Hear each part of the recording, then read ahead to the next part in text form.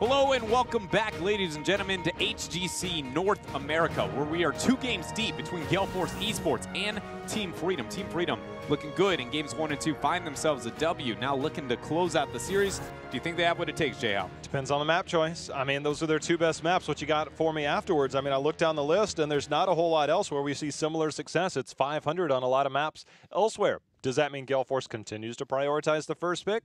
Maybe they choose a map of their own. I don't know. Something's got to change here for Gale Force. Let's find out. We've got the battlegrounds ready for you as we see what is the selection for map number 3. Gale Force mixing it up.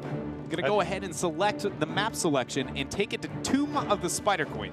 I do caution now because Garage has been such high priority. You know, obviously we've got the Maiev consideration, we've got the Medivh consideration. If Gale Force wants to play around those Dreadnought, Garage, super strong on this battleground, does a lot, plays into what both teams pretty much have been doing so far. Zugrug obviously getting off to a good start with Garage twice today. But now without first pick and you're on Tomb of the Spider Queen, what can you do to manipulate that? And I want to see what Gale Force, if they have something different, maybe move away from that standard Medivh Maiev. It is going to be a little bit easier for them when it comes to that priority, but we also have to consider the fact that Team Freedom might just first pick if they would like to. I mean, yes, you are right with the Medivh Maiev.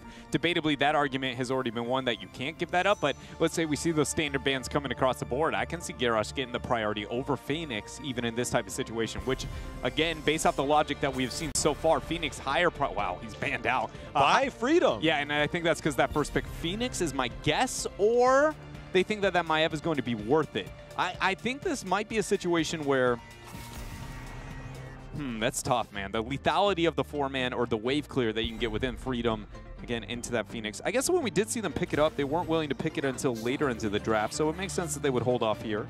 Actually, that's not true. We got it in their 1-2. We'll figure out. Is it worth the time and effort here for Freedom? Another hero I just want to say I'm surprised we haven't seen, especially on the side of Gale Force, Junkrat. He has been insane value for them, and during the highest successes that they have had, Junkrat was played all over the place. And then, after last week, kind of just disappeared. Now, I'm curious where we get this. Obviously, I think Junkrat, Jaina have to have high priority here for Gale Force. Johanna might come into the mix. But what we've seen from Team Freedom so far is 2 games of Maiev for Lutano, both unsuccessful, which means Yoda is pretty much your carry-style hero. And what we've seen so far traditionally is Lutano definitely better fits the role of that carry. But when you're on the Maiev, yes, you can be the playmaker, but are you the finisher? And sometimes when we see Yoda, is he the finisher? Do we get a Jaina out of him? Is it another Gul'dan game? You know, there's some things to consider, although that game we did get, and they go Jaina Phoenix right out the gate, Dreadnought. Yeah, they do not let up a little bit here. And I will say, this is one of the few situations where I see a double backline commitment, but I think that there's a pretty solid argument for it. Mainly because for anybody who has not gotten to play Phoenix yet, he works really well with slows. He likes to have a lot of slows on his side. The Jaina synergy, the pairing with that, I feel like is part of the reason that we see that. Also, because it's consistent damage that typically comes out of Phoenix, and also because the range on his plasma cutter is, you know, once you set it down, it has to remain at that point. Having an advantage when it comes to the movement speed whatsoever, half of his builds, you know, kind of cater to that. It is a very good, you know, soft synergy that you kind of get from those 2 together. Going to be fun to see how it plays out. Obviously, Jaina Phoenix committing a lot to that backside. Maiev does look at those targets as potential things that he can dive onto. We're going to see if that control does end up coming. We saw in Johanna ban last game, Dreadnought. If that was on Sky Temple, there's even a higher chance that we see it here on Tomb of the Spider Queen when we get there. There's the Malfurion. Frontline, or again, I feel like a Junkrat wouldn't be a terrible commitment for Freedom at this point in time, especially because so much wave clear has been consumed. They still commit to the wave clear, but towards that off lane with the Blaze here being increased in priority.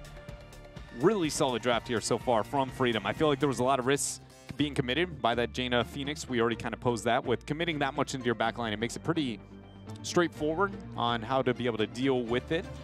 I'm really curious where we're going to see the damage come from on the side of Team Freedom. Looking at the hero pools, obviously Greymane can be there for Yoda. Then next up is Tassadar, Jaina, things like that. Leeming, obviously a possibility, but teams are falling off Leeming, especially when you look at this map. You need wave clear. So Gul'dan comes to mind. Greymane, he's okay, but it requires him to be mostly in melee.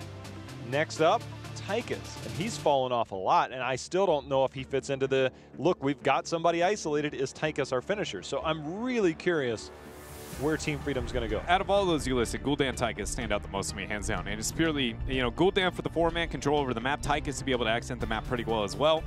You know, Garrosh off the table, there's not as much argument for having that single target clear. Look at that.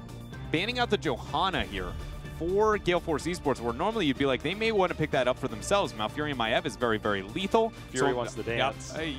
You think he's going to go with the ETC? Yeah. I look at that and I don't see, I mean, that would be the next go-to. In my mind, I go, that means you're comfortable with Tyrael and you're willing to commit to the Tyrael in this type of composition.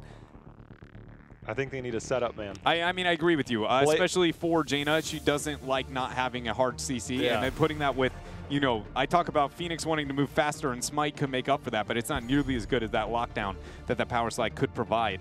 I just go with the Maiev and the Malfurion. You know, we talk about it all the time. Do you want to have that ability to move into that? And already the pause button with the Blaze. You also got to consider with Blaze being taken, you know, we saw yesterday the counter of Thrall, or at least a soft counter in the form of Thrall. Thrall can also set up a lot against this composition if he wants to go Earthquake again. But do you need to save that to potentially see what that backliner is and whether you are susceptible, or whether you want to go something like a Sonya or maybe another Warrior along those lines? Didn't even consider this. Diablo's not too shabby on 2. That is true. So, is Diablo a threat that would be willing to consider? Pretty good counter momentum in most of the stuff we see on the side. It does provide kill potential for Jaina pretty well. Not as, you know, kind of intimidating. The Rhaegar says not too much, honestly, because they picked a double backliner. I mean, other than they're going to be a Warrior, which, surprise, we knew that was going to be the case. It is still the ETC, like you were guessing there. Not going to get ourselves a Tyrael. Again, for Team Freedom, you know, they only have a few options that we've known for them to pick. And we look at damage dealers, the fact that Jaina, Phoenix are all there. Hanzo's still available, but Yoda hasn't really been the Hanzo main. So now, again, is there going to be a change-up? Do we see maybe... Again, Maiev is likely Lutano. That's what we've seen so far. So where do we put Yoda unless there's been some change-up? Maiev right now generally has one person on a team because of the complexity in trying to work around that.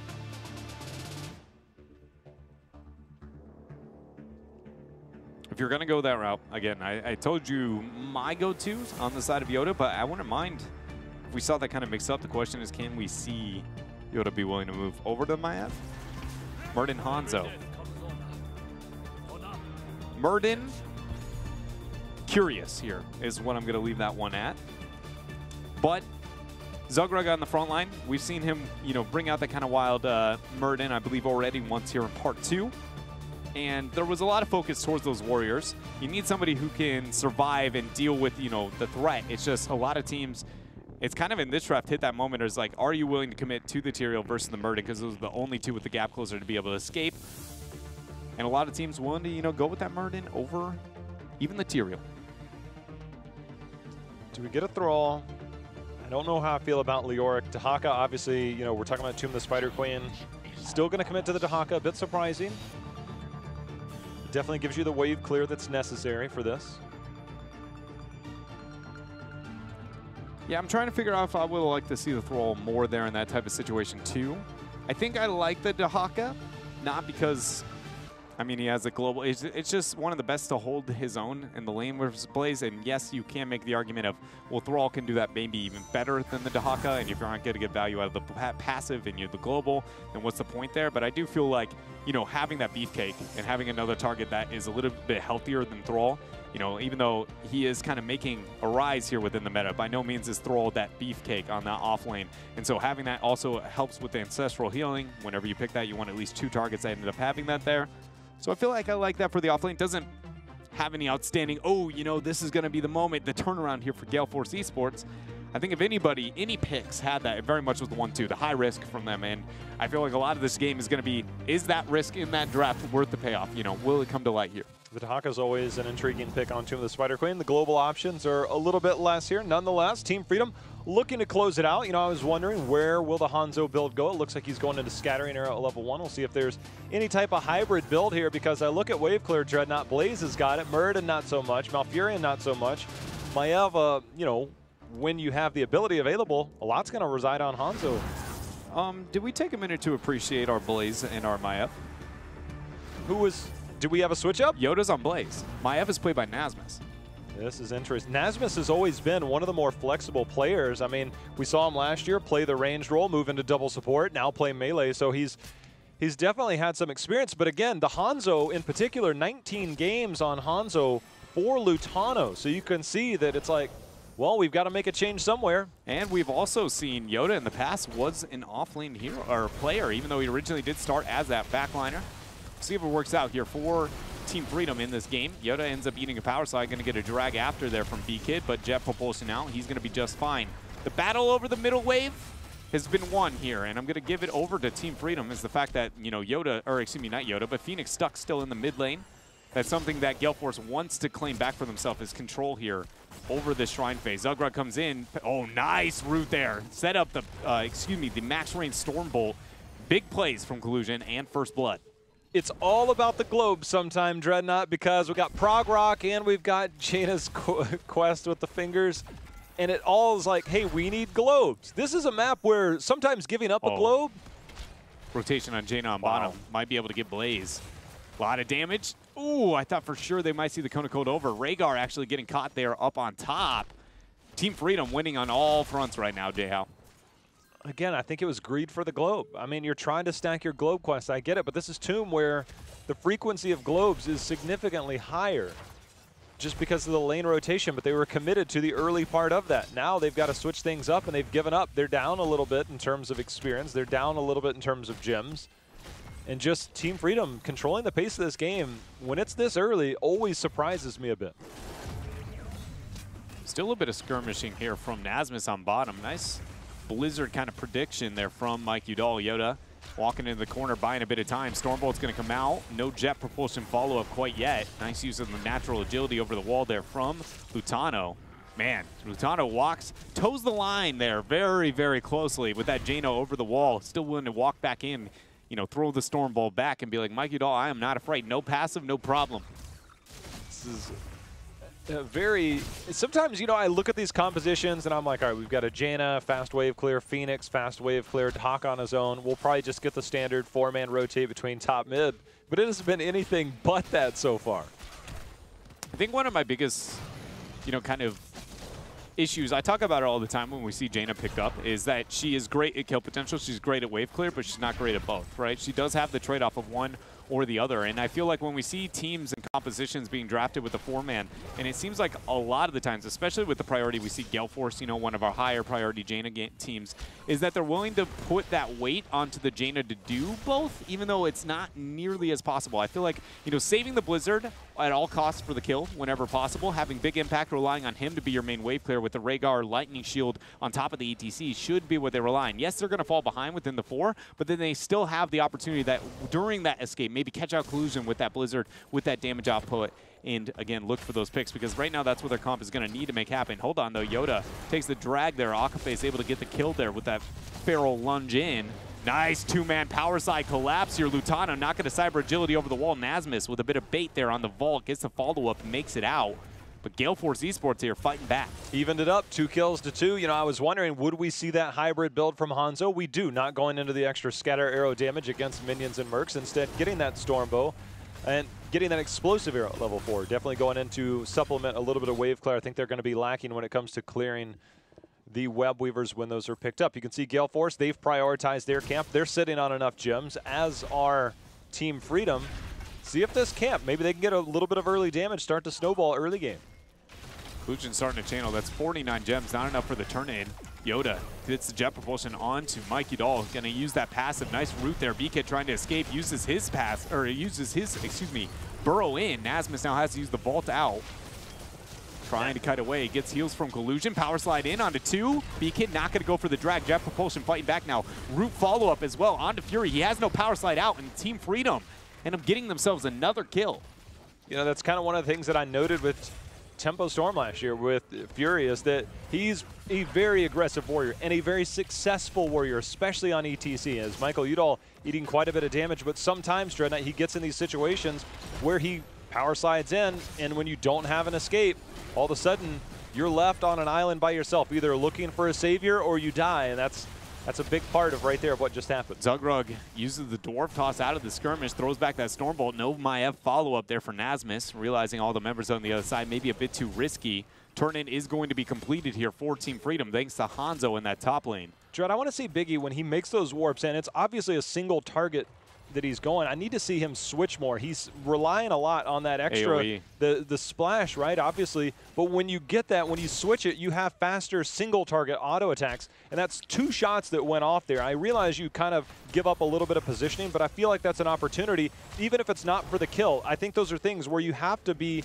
on that switch a little bit quicker. No, I completely agree. I mean, the single target damage output is very, very low whenever you do not commit to that repeater cannon, which in fact is that single target faster damage there. Team Freedom able to find themselves an Aka face out a bit too far trying to deal with these web weavers.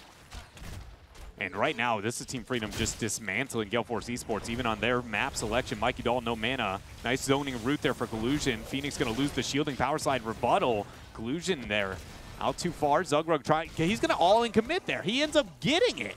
This is just, I understand what Gale Force wants to do, but Dreadnought, it seems like they're missing the mark. They're over-committing, and they're disjointed right now. Oh, yeah. Akaface getting picked off by himself in the top lane when you have 3 people committed mid, and you're not finding picks elsewhere. You've got to know that you're going to be under threat there. You've got the Maiev lurking around, and even if not that, you just... There's something amiss in comms right now. No, absolutely. And I tried to point it out a little bit in the last game on the Sky Temple moment. You know, with the 16 talent tier advantage, Gale Force kind of sitting around.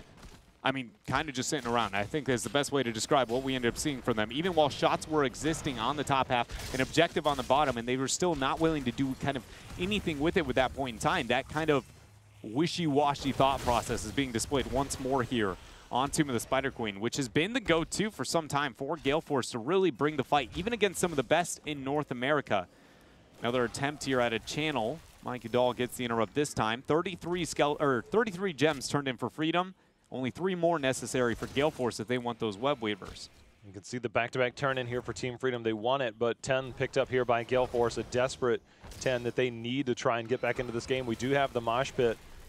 Although down at the bottom, we saw a sneaky turn in there by Team Freedom, so we get the back-to-back. See if maybe Gale Force tries to pull the trigger on a fight a little bit early. It's going to be scouted out there with the vision from Hanzo. Michael Udall got to be careful because it's going to be a storm bolt. Okay, that missed. Well, and now they're going to try and turn it. Now they're too far out, actually. Collusion's going to be all in here. He needs to be able to get an ice block, but he's not 13 talent tier. Power slide is not going to happen because that Twilight Dream at the max range hits 3. Zugrug with that storm bolt buys a bit of time, but now he's going to get dragged into the backline of Gale Force. Stun comes out, Ancestral Healing at literally feels like 1 HP. Big impact, unable to make it out there on the Phoenix. Now Yoda aggressing farther. There goes the tether on the Nasmus. Pre-cleanse puts a power slide. Means Fury's out of here. I did worry if we might get the turn, but the big play there by Yoda on that Blaze coming in, because when the the Dragon Arrow was used and the Twilight Dream, those are your interrupts outside of a Storm Bolt for Mosh. And I was like, man, this is a potential to turn around. All of a sudden, Blaze comes in, allows for the follow-up, and Team Freedom taking control. Now all of a sudden, Dreadnought, they're looking at a 2-level lead. They'll have the 13-tier advantage. They'll be a ways off before they can get a turn in.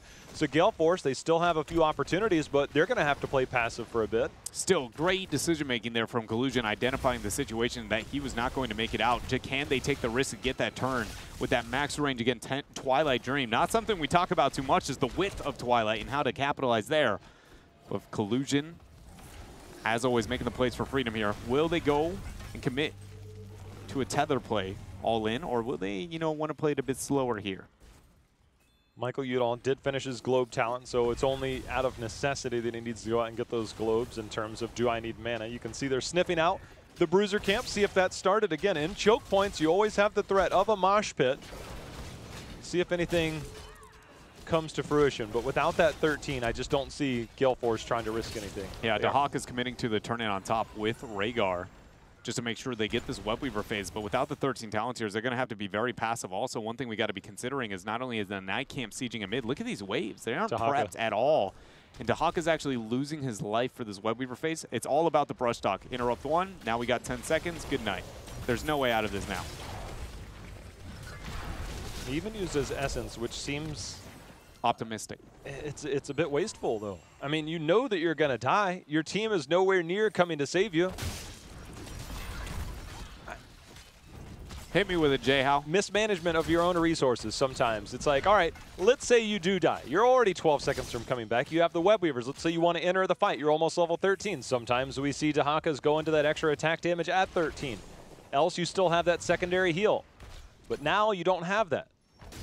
Now you're just alone to Haka out there in the world struggling, trying to, just make a living. Just looking for that extra arm. Yeah, but Team Freedom not giving anything. Not saying you have the right to bear arms, Only one arm. You have the right to bear an arm. You have the right to dino arms, Yeah, not bear arms. Not bear arms. Like Zugrug. Udall. Oh, baby. Michael Here's a Udall. Storm Bolt. How long does this one last? Luckily, he's alive. Fury in that choke point. See if he can turn something. Lutano is off away. Yeah, interesting choice on that Warden's Cage, too. He's up by himself by a mile. Vault's attempt at number 2. Salvo comes in, ends up getting into the bunker there for a moment, then Ian over the wall. See if they can go in. The burrow down. There's going to be some essence. Will Fury pull the trigger? Let's see if he has something in. As we see the drag is going to get onto multiple people. Mosh. There's going to be the mosh pit, but he did not catch Malfurion. It doesn't matter. We've got a trade-off here as Dahaka Murden both go down. The re-engage here by Yoda on that blaze is now confirmed. Another kill. Lutano making the big plays, trying to get the follow-up. The scattering arrow. Can he get another one? Lutano, show me what you got there, buddy. Oh, baby. Ends up hitting that one. Nice auto attack there, plus the Stormbolt. Akka faces the focus now. Does he get the scatter? Geometry? It's on point. Finds another one. Protractor out. Lutano, do we have a third? Nope. Nazma's going to go ahead and take the claim of that one. Bunker down. This is going to be bottom keep being converted. Actually, not full commitment to it.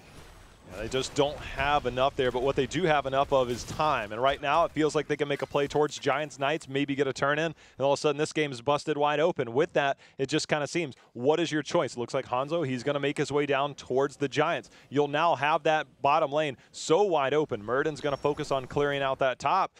Now, Team Freedom, they're going to have a huge advantage here in the near future. Gonna have the Giant Camp Siege, as you said. Got the Night Camps to be able to back it up. Webweaver phase of boot. All right, in this fight, I asked for this replay specifically. I want to point out Collusion. Notice the one thing he doesn't do. Okay, all the action, Nazma is surviving over the wall, but notice when this funnel comes through, he is looking for the mosh pit over and over again. He does not stack with his team right here. He's never going to move into a position to ever risk his own life with the rest of the squad, especially, look at this, backing out, backing out. That is the only reason that fight does not get converted wildly. Very well done there from Collusion, making plays all over for the squad. That is now the second game-changing Twilight Dream he's had for the group. Michael Udall locked down. Warden's Cage is going to lock in 3 members of Gale Force. Yoda and team, they're going in. There's the big dwarf toss. Zugrug starting to lock people down. Biggie falls. B-Kid's going to be the next minute he comes out of that burrow. See if he goes down. He will. And all of a sudden, Dreadnought, we've got Web Weavers. We've got 3 members down on the side of Gale Force. This could be the victory march. Could be the series here. Camp's going to be sieging away. Bottom's going to be the first focus for Team Freedom. Webweaver just now descending. Proper positioning for that one's going to make it all the way toward that core. And as you look, mid is pretty healthy as well. Nazmus escorting that one to break the base here of Gale Force Esports. Keep down. Keep number 2 quick to follow. Zugrug wasting no time. He's going to go ahead and start working on the shield. Things just spiraling out of control here this weekend for Gale Force's Fury, trying to find any big play he can possibly make. But now it just seems like it's a little bit too late. Web Weavers and Team Freedom are on your core. The shields have fallen, so is the core health. And that looks like Team Freedom, a little bit more work to do, but I think this should do. Just working here on towards that core. Man, another big Twilight Dream from Collusion. At this point, it's just stat padding, but great plays from Team Freedom. We started out asking ourselves with the inconsistency, with the highs and lows of both the squads, who would be the one to come out on top, and it was a clean Team Freedom answer on that one. All, like the first 2 battlegrounds, just, I guess you can't, it's the greatest example of what you get from Team Freedom on maps like that when it comes to Infernal, when it comes to Sky Temple. When we've seen Team Freedom struggle on Infernal,